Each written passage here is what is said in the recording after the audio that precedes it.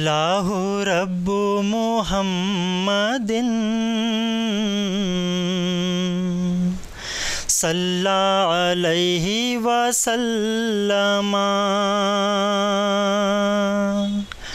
نحن عباد محمد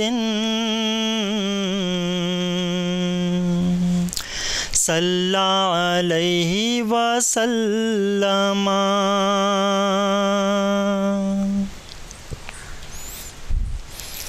میں تو پنجتن کا غلام ہوں، میں تو پنجتن کا غلام ہوں، میں غلام ابن غلام ہوں، میں غلام ابن غلام ہوں، میں تو پنجتن کا غلام ہوں، میں تو پنجتن کا غلام ہوں۔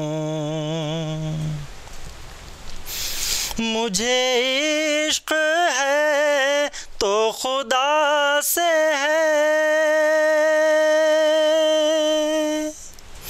مجھے عشق ہے تو رسول سے، یہ کرم ہے سارا بطول کا، میرے منہ سے آئے مہک صدا، میں جو نام لوں تیرا چوم کے، میں تو پنجتن کا غلام ہوں، میں تو پنجتن کا غلام ہوں۔ مجھے عشق سر و سمن سے ہے،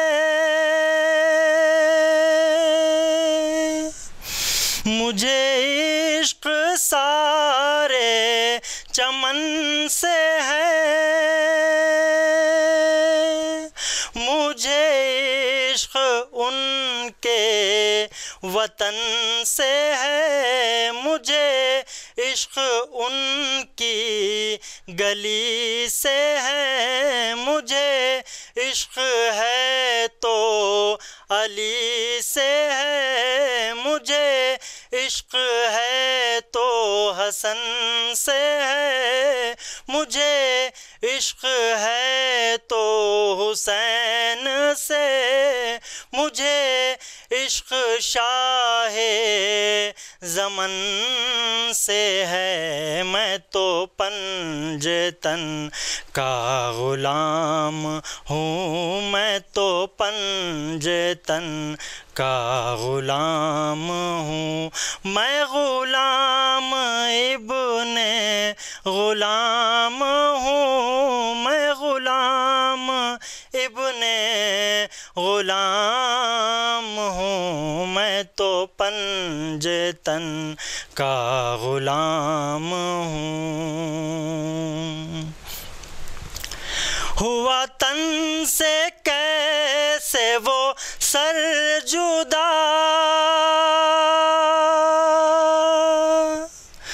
جہاں عشق ہے وہیں کربلا،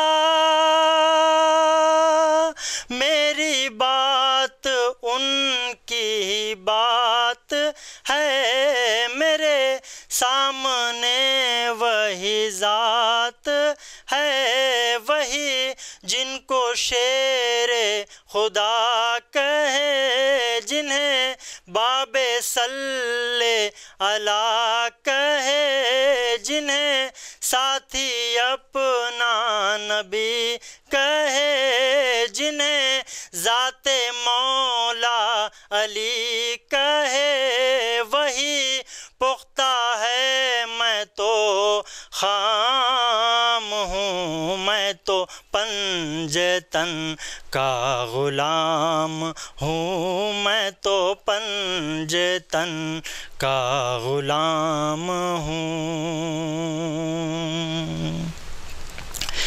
میں قمر ہوں شاعر بے نوا، میری حیثیت ہی بھلا ہے کیا، وہ ہیں بادشاہوں کے بادشاہ، میں ہوں ان کے در کا ہی ایک گدا، میرا پنجتن سے ہے واسطہ، میرا نسبتوں کا ہے سلسلہ، میں فقیر خیر الانام ہوں، میں تو پنجتن کا غلام ہوں، میں تو پنجتن کا غلام ہوں، میں غلام ابن غلام ہوں، میں غلام ابن غلام ہوں، میں تو پنجتن کا غلام ہوں۔ صلی اللہ علیہ وآلہ وبارک وسلم۔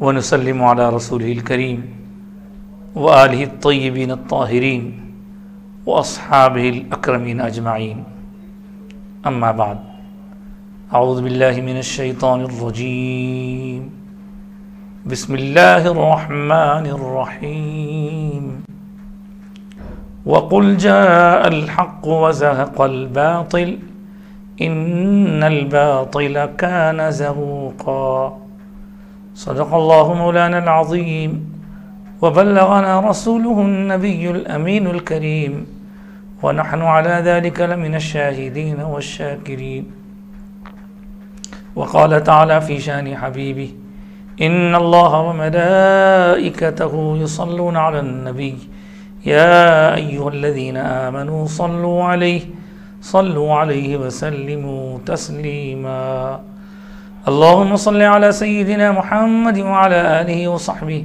عدد ما في علم الله صلاة دائمة بدوام ملك الله۔ معزز و مکرم حاضرین، آج کی اس نشست میں محرم کی راتیں چل رہی ہیں، محرم کے ایام چل رہے ہیں، اور چاروں طرف سیدنا امام حسین شہید دشت کربلا رضی اللہ تعالیٰ عنہ کا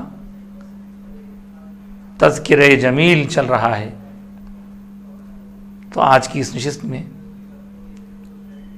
یہ عاجز آپ کے سامنے واقعہ کربلا کا تاریخی پس منظر کے زیر عنوان کچھ گفتگو کرنے کا ارادہ رکھتا ہے۔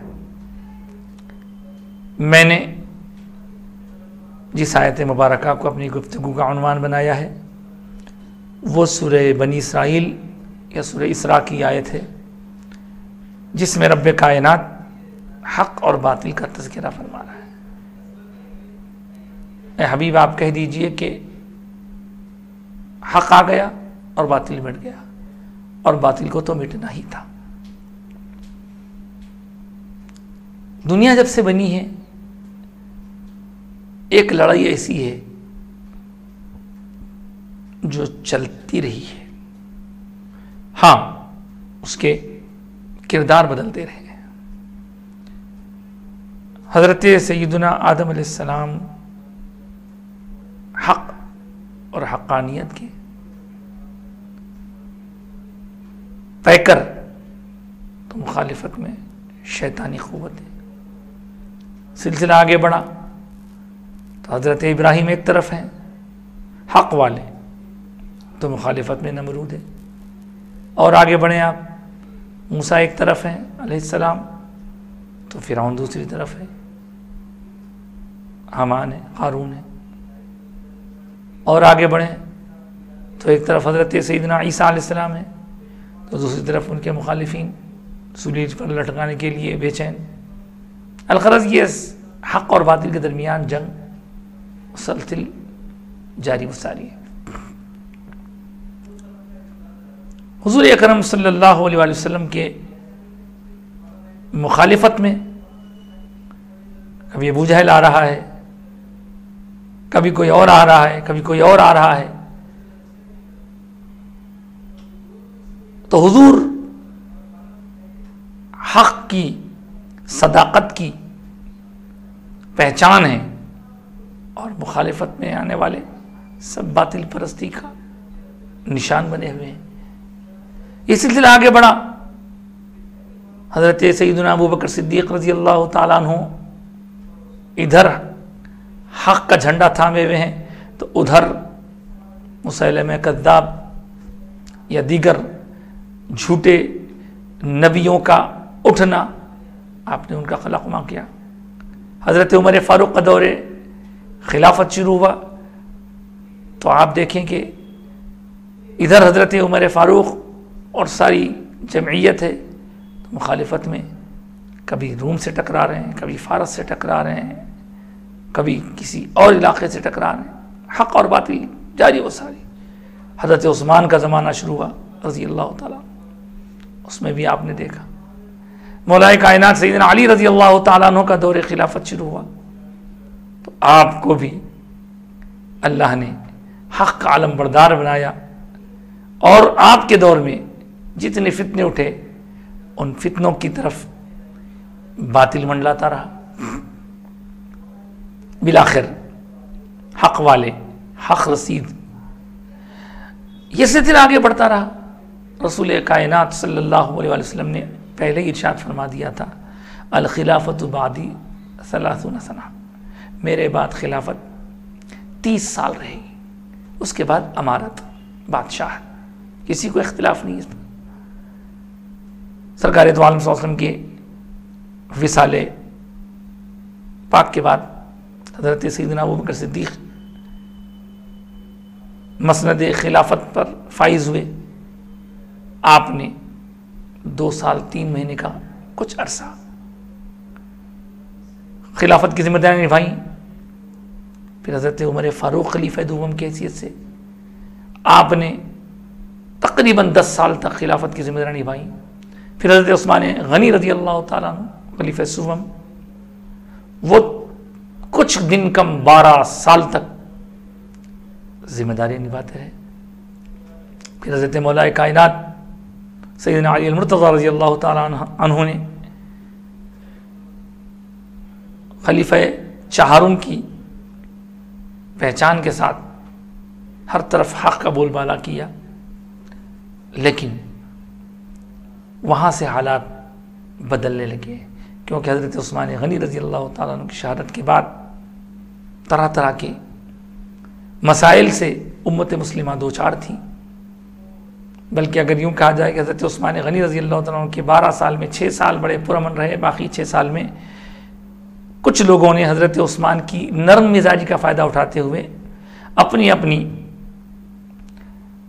پہچان بنانے کی فکر کی، اور اپنی کوششوں میں وہ کسی حد تک کامیاب بھی ہوئے، جن میں ایک مروان بن حکم کا نام سب جانتے ہیں کہ آپ کی شہادت میں بھی، شہادت سیدنا عثمان غنی میں بھی اس کا بڑا رول رہا. بہرحال حضرت علی رضی اللہ تعالیٰ عنہ کا دور خلافت شروع ہوا تو مختلف آوازیں اٹھیں، کچھ خلوص کے ساتھ اٹھیں اور کچھ دنیا طلبی کے جذبات کے ساتھ بھی اٹھیں. خواہ معاملہ کچھ بھی ہو، حضرت امیر معاویہ رضی اللہ تعالیٰ عنہ نے ایک مسئلے کو بنیاد بناتے ہوئے ماحول جنگ کا بنتے دیکھا. حضرت علی رضی اللہ تعالیٰ عنہ کے پاس بھی کوئی راستہ نہ تھا. بالآخر حضرت علی نے جنگ جمل اور جنگ صفین، یہ سب کچھ ان تمام تر مراحل سے گزرتے ہوئے بالآخر جام شہادت نوش فرمایا۔ حضرت مولا کائنات سیدنا علی رضی اللہ تعالیٰ عنہ کی شہادت سن 40 ہجری میں ہوئی۔ حضور کی وفات شریف کے بعد کچھ ماہ کم 30 سال ہوئے۔ حضرت مولا کائنات کے بعد لوگوں نے اپنی پسند سے پہلے تو حضرت علی سے کہا کہ آپ بتائیں کہ آپ کے بعد خلیفہ کون ہے، تو آپ نے صاف صاف فرمایا جس طرح سرکار تو عالم صلی اللہ علیہ وسلم نے امت کو اختیار دے دیا تھا کہ تم اپنے طور پر چن لو، تو میں بھی کسی کو نامزد کیے بغیر تمہاری ثوابدید پر چھوڑ دیتا ہوں۔ حضرت حسن کو خلیفہ بنا لیا گیا، سارے لوگوں نے مل کر خلیفہ بنایا، اور 6 ماہ تک حضرت سیدنا امام حسن رضی اللہ تعالیٰ عنہ جو سرکار کے چہیتے نواسے بڑے نواسے ہیں، آپ نے 6 ماہ تک خلافت کی ذمہ داری نبھائی، اور یہ دیکھتے ہوئے کہ ادھر بھی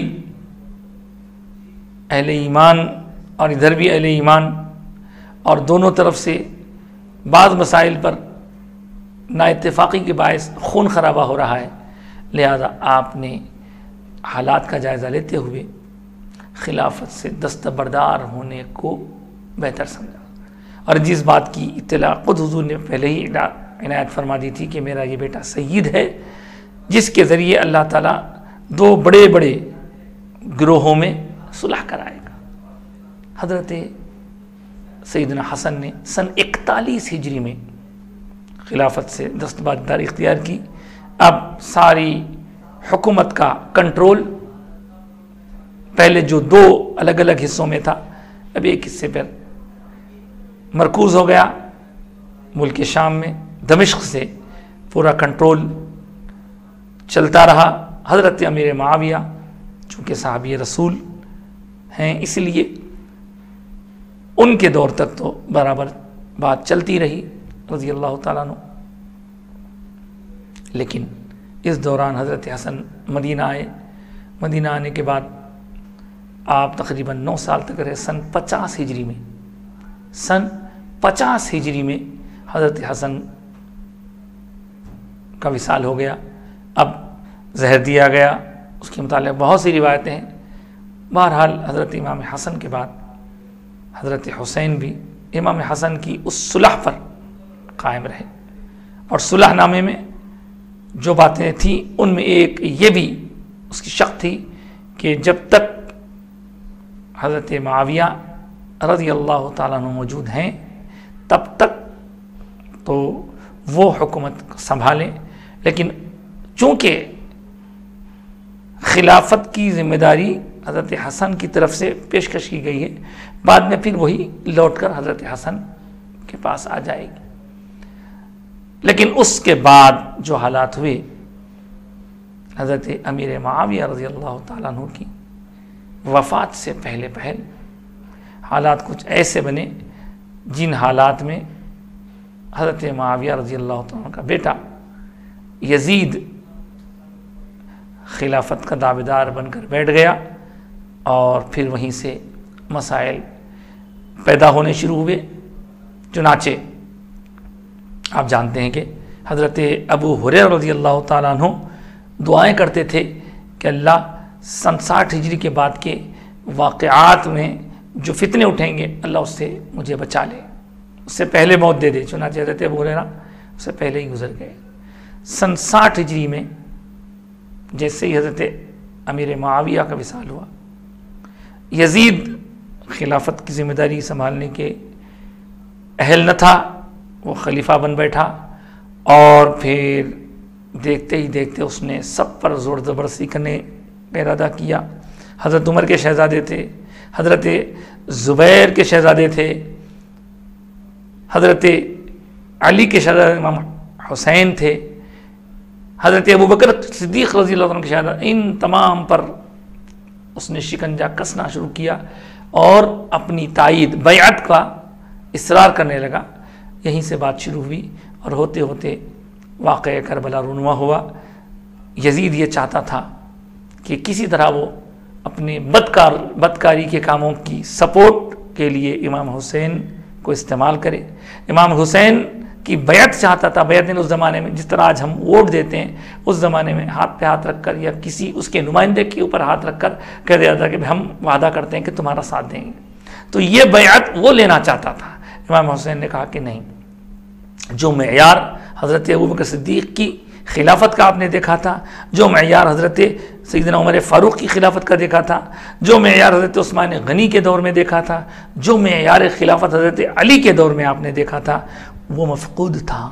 ایسے میں آپ نے کہا کہ امت کی گاڑی راستے سے ہٹ رہی ہے، راستے پر لانے کے لیے اقدام کرنا ہوگا، اور آپ نے اس وقت قدم اٹھایا۔ حالانکہ لوگوں نے بہت روکا، مگر یہ بات مقسوم تھی۔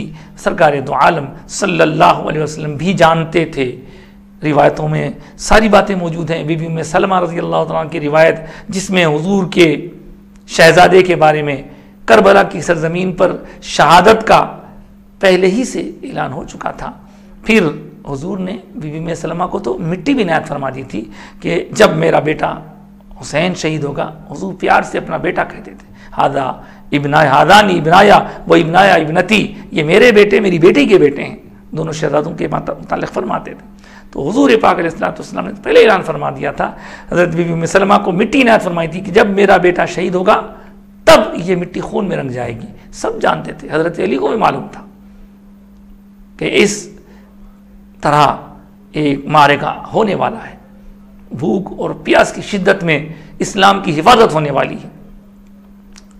اب ان حالات میں تاریخی طور پر حق کا جھنڈا حضرت امام حسین کے ہاتھ میں تھا، اور وہ باطل پرستی کا نشان بن کر یزید ایسے ایسے احکام دے رہا تھا کہ چاروں طرف شریعت مطہرہ کا مذاق اڑایا جا رہا تھا، شریعت مطہرہ کے احکام سے کھلواڑ کیا جا رہا تھا۔ حضرت حسین برداشت نہ کر سکے، آپ نے کہا کہ نہیں، میں اس کو برداشت نہیں کر سکتا۔ بالآخر آپ نے اقدام کیا، اور عراق والوں نے، کوفہ والوں نے خطوط لکھ کر کہا کہ یزید کو ہم خلیفہ نہیں مانتے، چونکہ حضرت حسن نے صلح کی تھی اس لیے اب تک تو خاموش رہے، اب ہم یزید کو خلیفہ ماننے کے لیے تیار نہیں ہیں، کیونکہ یہ موروثی جائیداد نہیں، یہ جانشینی نہیں ہے، یہ خلافت کا اہل نہیں ہے۔ اس سے زیادہ بھی اور کئی افراد ہیں، حضرت عمر کے شہزادے، حضرت ابوبکر کے شہزادے، حضرت زبیر کے شہزادے، خود حضرت امام حسین، ان سب کو چھوڑ کر سامنے کے ایک کم عمر نو عمر لڑکے کو خلیفہ ہم دیکھنا برداشت نہیں کر سکتے۔ بالآخر اس طرح انہوں نے حضرت امام حسین کو خطوط لکھ کر بلایا کہ دیکھیے آپ آئیں تو ہم آپ کی اقتداء میں نماز پڑھنے کے لیے تیار ہیں، ہم اس کو نہیں مانتے، اس لیے کہ اگر آپ نہیں آئیں گے تو کل قیامت کے دن ہم آپ کا دامن پکڑیں گے، آپ کے نانا جان محمد رسول اللہ کے سامنے ہم حاضر ہو کر کہیں گے کہ ہم نے تو یاد کیا تھا، ہم نے تو بار بار اصرار کیے تھے لیکن وہ نہیں آئے۔ تو حضرت امام حسین بادل ناخواستہ اپنے بچوں اور اپنے تمام تر افراد خاندان کے ساتھ پہلے تو مدینے سے جدائی ہوئی، اور مدینے میں ہی آپ پر اصرار کیا جانے لگا۔ مروان نے اصرار کرنے کی کوشش کی کہ بیعت کرو، تو آپ نے کہا کہ چھپ کے بیعت کرنے کی کیا بات ہے، سب کے سامنے کریں گے۔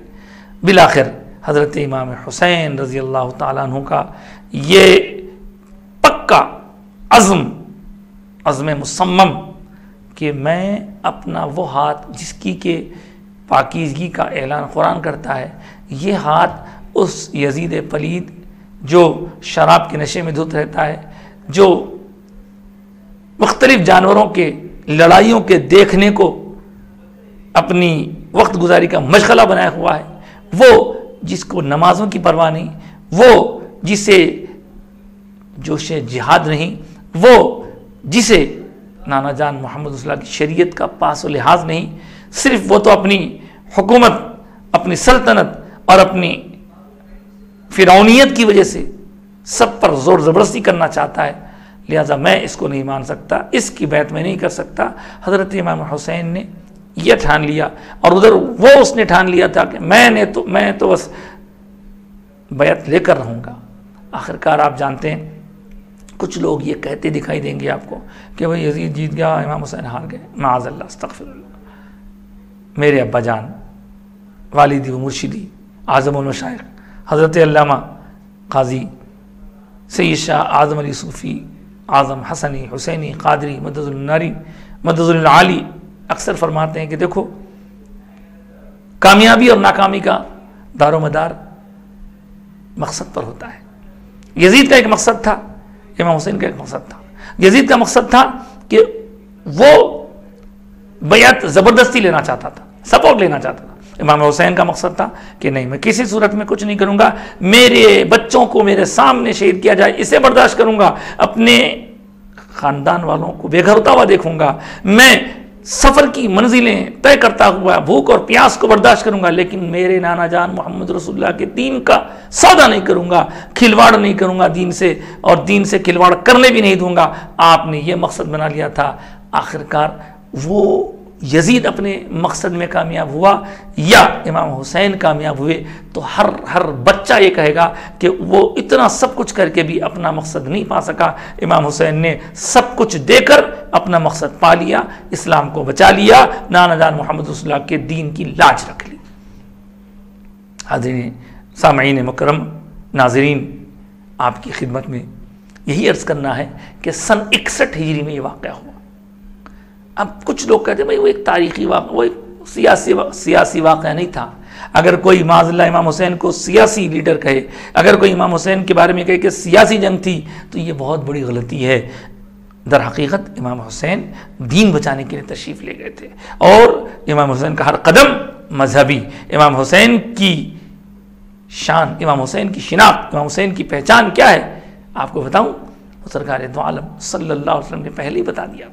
مباہلے کی بات آئے تو مباہلے میں امام حسین کو گود میں لے جا کر بتایا، خطبہ دیتے دیتے اپنے نواسوں کے لیے خطبے سے اتر کر گود میں لے کر بتایا کہ دنیا والوں، دین کو صرف چند عبادات کی حد تک محدود نہ سمجھو، ان کی محبت بھی دین ہے۔ میں خطبہ دے رہا تھا وہ بھی دین تھا، اور یہ میں نے اپنے شہزادوں سے محبت جو کی، تم کو بھی محبت کرنی ہے، یہ بھی دین ہے۔ تو امام حسین کا ہر قدم دین ہے، قدم اٹھ رہا تھا، دین کی حفاظت ہو رہی تھی۔ آپ نے اپنی جان دی، اپنے بچوں کی جان دی، اپنے یعنی چمنستان فاطمہ کو لٹتا ہوا دیکھا، لیکن اللہ رے وہ صبر استقامت، وہ استقلال، وہ ہمت، وہ حوصلہ، امام حسین آپ کی ہمت کو، آپ کے حوصلے کو سلام کرتے ہیں۔ آج ہر جگہ امام حسین کے جھنڈے، امام حسین کا چرچا ہے، امام حسین کی یاد ہے۔ مجھے بتائیے، دو چار بدبخت وہ بھی آج نکلے ہیں، ان کے علاوہ کون یزید کو یاد کرتا ہے؟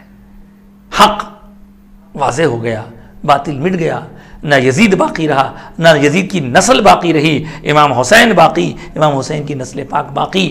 اب یہ تو سب کو معلوم ہے کہ امام حسین کے شہزادوں میں سے سب شہید ہو گئے تھے۔ حضرت علی اکبر چلے گئے، حضرت علی اصغر چلے گئے، لیکن حضرت علی اوسط، جن کو امام زین العابدین کے نام سے یاد کیا جاتا ہے، حضرت علی اوسط، وہ باقی رہے، بیمار تھے، اور اس بیماری کی حالت میں 3 دن تک دوا تو کجا، پانی تک نہیں دیا گیا، لیکن اللہ کو منظور تھا کہ ادھر کے یزیدی لشکر کے ہزاروں لوگ رہ کر بھی ان کی اولاد باقی نہ رہے، مگر میرے مصطفیٰ کے پیارے حسین کا ایک شہزادہ بچے گا، اور اس ایک شہزادے سے ساری دنیا میں اللہ تعالیٰ نے حسینیوں کو پھیلا کے رکھ دیا۔ آپ غور کریں، امام حسین کی اولاد کہاں نہیں؟ کون سا ایسا ملک ہے جہاں امام حسین کی اولاد نہیں؟ کون سا ایسا مقام ہے جہاں امام حسین کی اولاد نہیں؟ کون سا ایسا شہر ہے جہاں امام حسین کی اولاد نہیں؟ آپ غور کریں، امام حسین کی اولاد اتنی کہاں سے آ گئی؟ اس لیے کہ سارے حسینیوں کا سلسلہ نسب امام حسین تک پہنچتا ہے۔ تو امام زین العابدین سے، ایک شہزادے سے اللہ نے نسل حسین میں اتنی برکت دی کہ دنیا جانتی ہے امام حسین کے شہزادے کہاں کیا خدمات انجام دے رہے ہیں۔ ہم ہندوستانیوں کو فخر کرنا چاہیے۔ بے شبہ امام حسین کے شہزادے حضرت امام زین العابدین، پھر ان کے شہزادے حضرت امام محمد باقر، پھر امام محمد باقر کے شہزادے امام جعفر صادق، پھر امام موسیٰ رضا، امام علی موسیٰ کاظم، سارے امام نقی، امام تقی، یہ سارے ائمہ۔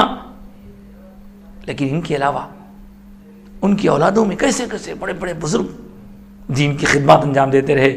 ہم ہندوستانی کو فخر ہونا چاہیے کہ ہمارے ہندوستان کے جو سلطان الہند کہلاتے ہیں، جنہیں ہم عطائے رسول بھی کہتے ہیں، وہ عطائے رسول، وہ خواجہ خواجگان کون ہیں؟ یہ امام حسین کے شہزادے ہیں، امام حسین کے شہزادے ہیں۔ اور دنیا اگر کہے کہ غریب امام حسین سیاست کے لیے گئے تھے تو آپ دنیا کی بات نہ سنیں، غریب نواز کی بات سنیں۔